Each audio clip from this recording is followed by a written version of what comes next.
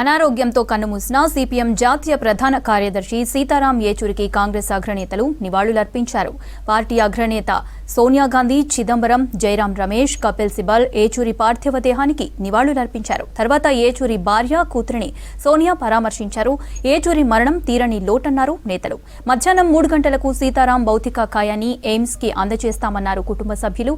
India కూటమిలో ఏచూరిది కీలక పాత్ర ఉందన్నారు కాంగ్రెస్ లీడర్ అద్దంకి దయాకర్. ఏచూరి ఆలోచనలు, సిద్ధాంతాలను ముందుకు తీసుకువెళ్తామన్నారు లీడర్లు.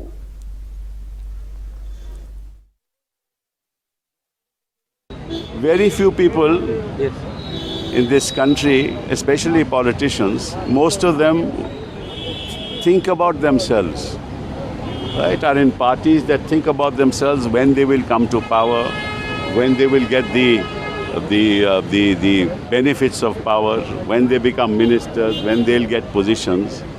But people like Sitaram gave their lives for others, not for themselves. They knew they were never going to come to power, and yet all their lives, मतलब कि राजनीति में, राज्यसभा में हमने कई वर्ष साथ साथ में बिताए, और जब वो खड़े होते थे पार्लियामेंट में तो सब चुप रहते थे. He used to mesmerize parliament. Behalf of my party and also on a personal level to pay my respects to a very important and great leader of this country. His loss is just not a political loss to this nation.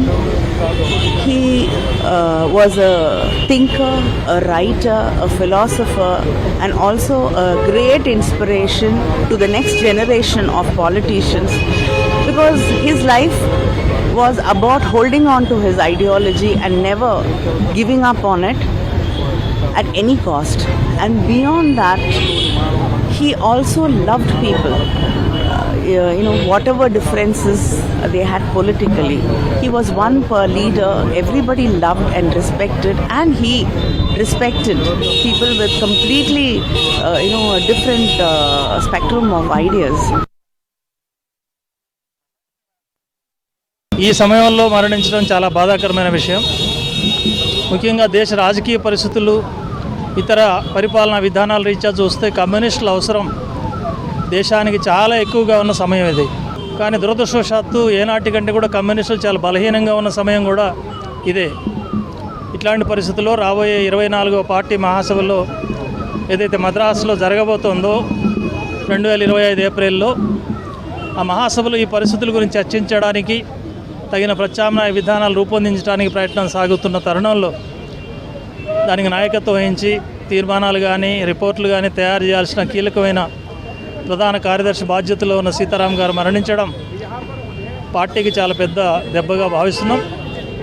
Communist ఉద్యమానికి, దేశ సాధారణ ప్రజలకు, రైతులకు, కార్మికులకు, యువకులు, విద్యార్థులు, మహిళలు, సమస్త పీడిత ప్రజానీకానికి అండగా ఉన్న గొప్ప నాయకుడిని మనం కోల్పోయాం.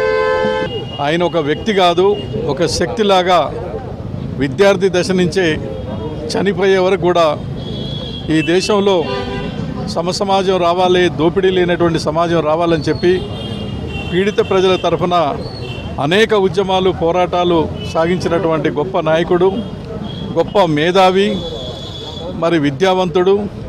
మరి ఆయన దేశ రాజకీయాల్లో ఒక ప్రత్యేకమైనటువంటి ముద్ర ఆయన ఆ రకంగా కల్పించుకోవటం అనేది జరిగింది. పార్లమెంటులో ఆయన మాట్లాడుతుంటే అన్ని పార్టీల వాళ్ళు కూడా శ్రద్ధగా వినేవాళ్ళు. టీవీల దగ్గర కోట్లాది మంది ప్రజలు కూడా వారు మాట్లాడేటువంటి మాటలు వినేటువంటి పరిస్థితి ఉండేది. అందుకనే అలాంటి నాయకుడు ఇప్పుడున్నటువంటి ఈ సమయంలో లేకపోవటానికి, కమ్యూనిస్టు ఉద్యమానికి, దేశ రాజకీయాల్లో దేశానికే తీరని లోటు అని చెప్పేసి భావించవలసినటువంటి పరిస్థితి వస్తుంది. పిల్లలు కానీ పెద్దలు కానీ ఎవరు కానీ ఆప్యాయంగా మాట్లాడి తన ఇబ్బందులు ఏమనుంటే చెప్పుకునే అవకాశం ఉండేది. చాలా సౌమ్యంగా ఉండేవాడు, నిరాడంబరంగా ఉండేవాడు. ఆయన ప్రముఖ మార్క్సిస్ట్ మేధావి. ఆ విధమైనటువంటి నాయకుడిని కోల్పోవడం అనేది చాలా బాధాకరమైనటువంటి విషయం. ఏదున్నా ఆయన తీరని లోటు పూడ్చలేనిది. అయినప్పటికీ ఆయన కోరుకున్నటువంటి సమాజం కోసం, అదేవిధంగా సామాజిక న్యాయం కోసం ఖచ్చితంగా పోరాటాలు చేయాల్సినటువంటి అవసరం ఉంది. ఆయనకు నిజమైన నివాళి అర్పించాలంటే సమాజ నిర్మాణం కోసం, సామాజిక న్యాయం కోసం ఈ దేశంలో భవిష్యత్తులో మరిన్ని పోరాటాలు నిర్వహించాల్సినటువంటి అవసరం ఉందని నేను భావిస్తున్నా. ఏదైనా కామెంట్ సీతారాం యేచూరి వారికి నేను శ్రద్ధాంజలి ఘటిస్తున్నా. వారి కుటుంబ సభ్యులకి సానుభూతి తెలియజేస్తూ సెలవు. కమ్యూనిస్ట్ యోధుడు, మేధావి, పార్టీలకు అతీతంగా అందరం గౌరవించగల వ్యక్తిత్వం, సమున్నతమైన వ్యక్తిత్వం ఉన్న ఒక మహనీయుణ్ణి దేశం కోల్పోవడం చాలా బాధాకరం. ఈరోజు వామపక్ష ఉద్యమాలకే కాదు, యావత్ భారతీయ సమాజానికి తీరని లోటుగా భావిస్తున్నాం.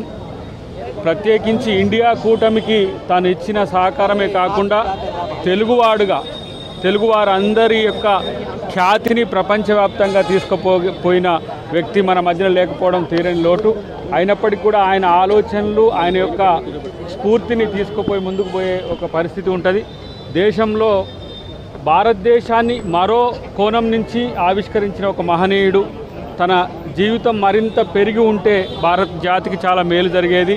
ఈరోజు రాహుల్ గాంధీ గారికి ఒక మంచి మిత్రునిగానే కాకుండా ఇండియా కూటమికి తను ఇచ్చిన సేవలు ఎప్పటికీ మరవలేమని చెప్తూ, తెలుగువాడిగా మేమందరం గర్విస్తూ తన యొక్క ఆలోచనలు ముందుకు తీసుకుపోవడానికి మేము ఎప్పటికీ సిద్ధంగా ఉంటామని చెప్పి తెలియజేస్తూ, వారికి వారి కుటుంబానికి నా ప్రగాఢ సానుభూతి తెలియజేస్తూ, పూర్ అండ్ డౌన్ ట్రాడన్ ఇష్యూస్కి సంబంధించి ఆయన ఫైట్ చేసినటువంటి విధానం, తీరు ప్రజలు ఎన్నటికీ కూడా మరిచిపోరు.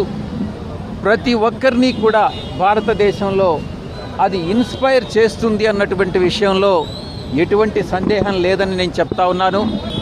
మొత్తాన్ని కూడా నేను 2016లో పార్లమెంటు సభ్యుడిగా ఆయనతో వివిధ పార్లమెంటు ప్రొసీడింగ్స్లో పార్టిసిపేట్ చేయడం జరిగింది.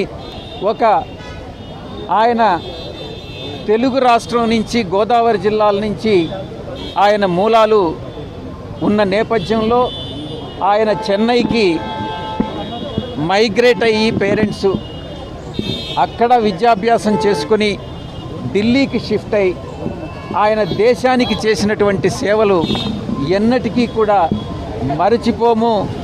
ప్రతి ఒక్కరిని కూడా ఈ యొక్క పూర్ అండ్ డౌన్ ట్రాడన్ కోసం, పేదలు నిరుపేదల కోసం వైఎస్ఆర్ కాంగ్రెస్ పార్టీ ఎలాగైతే పోరాటం సాగిస్తుందో అదేవిధంగా ఆయన సాగించినటువంటి పోరాటం స్ఫూర్తిగా తీసుకుని వైఎస్ఆర్ కాంగ్రెస్ పార్టీ, మా జగన్మోహన్ రెడ్డి గారు మరింతగా పేదల అభివృద్ధి కోసం పాటుపడతారని నేను మనస్ఫూర్తిగా తెలియజేసుకుంటా ఉన్నాను.